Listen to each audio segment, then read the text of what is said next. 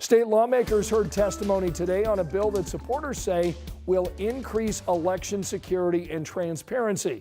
But as our State House reporter Emily Longnecker tells us, others testified this bill addresses issues that are not a problem here in Indiana.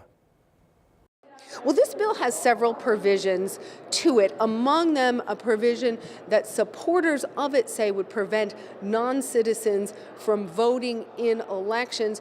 Those who do not support that part of the bill say that is not even happening in Indiana, and this part of the bill is unnecessary. Under House Bill 1680, a county voter registration official would be required to ask for proof of citizenship from someone who used a temporary credential when they registered to vote. Who might do that? Voting rights advocates say someone who's on their way to becoming an American citizen might have a temporary credential through the BMV that indicates they're not a citizen yet, but here legally. That person might use that temporary ID to register to vote, so once they do become a citizen, they won't have to wait to cast their ballot. House Bill 1680 would require naturalized citizens to show more proof that they're now a citizen before they can vote. Those against the bill believe this law puts an extra barrier in place for someone who isn't born in the United States but becomes a citizen and then goes to vote. The problem is the information coming from the BMV is extremely dated.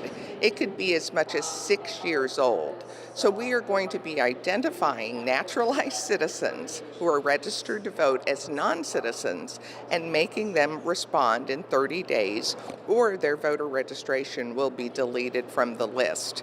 We think that's unconstitutional. The United States Constitution says you can't set up those kinds of barriers to voting. You can't treat a naturalized citizen differently from someone who is born in this country.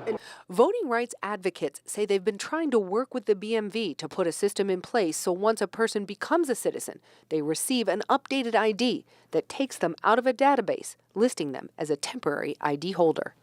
And no vote on House Bill 1680 today, just testimony. That vote, though, from the committee could come next week. At the Indiana State House, Emily Longnecker, 13 News.